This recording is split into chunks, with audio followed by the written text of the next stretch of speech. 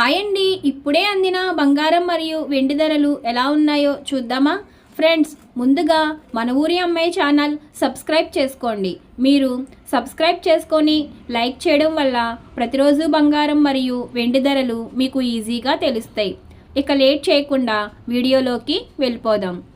ఈరోజు బంగారం మరియు వెండి ధరలు ఇలా ఉన్నాయి. 22 క్యారెట్ల 1 గ్రాము బంగారం ధర 12,700 రూపాయలు సేల్ అవుతుంది.